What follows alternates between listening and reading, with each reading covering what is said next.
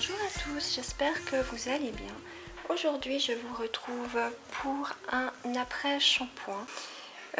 Par rapport aux après-shampoings que je fais d'habitude, il est un petit peu moins corsé. Mais ce sera quand même un après-shampoing qui va très bien hydrater les cheveux, qui va les aider à se démêler et qui va également les rendre brillants. Je vais en faire pour 400 grammes, c'est-à-dire que je vais doubler la recette, mais je vais vous donner les quantités pour 200 grammes. Pour mes 200 grammes d'après-shampoing, je vais mettre 12 grammes de beurre de karité. Je vais également rajouter 10 grammes d'huile de ricin, donc qui est également très bonne pour la pousse des cheveux. Je vais rajouter 30 grammes d'huile de brami et bringarage, donc elle aussi est très bonne pour la pousse des cheveux. Je rajoute encore 10 grammes de BTMS, donc le conditionneur. Je mets encore 4 grammes d'alcool cétylique qui est un épaississant et un émollient.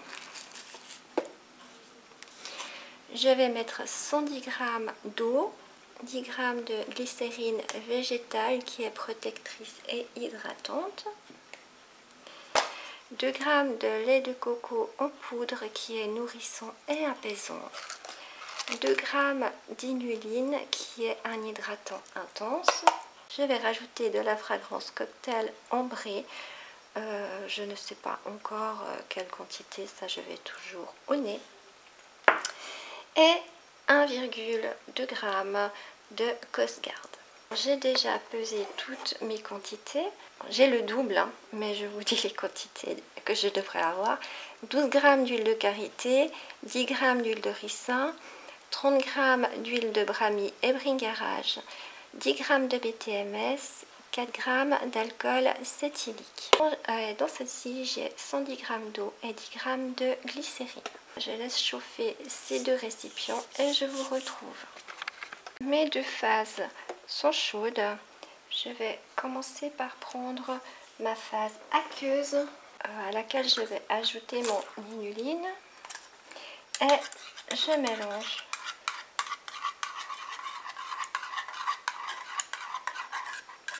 Et je viens encore rajouter ma poudre de lait de coco.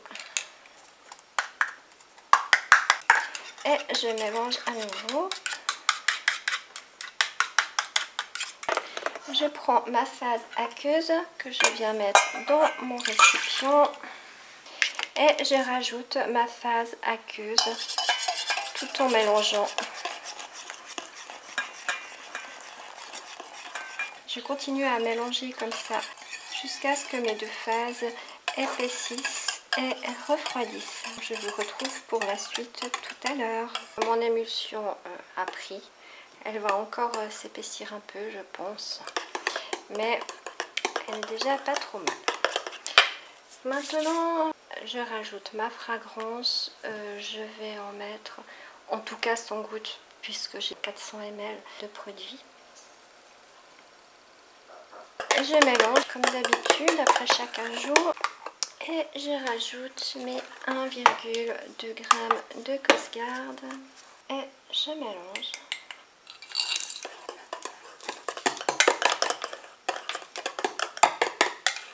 Plus qu'à la mettre en pot. Je vais mettre dans un pot de 200 ml et de 200 vu que je vais en donner.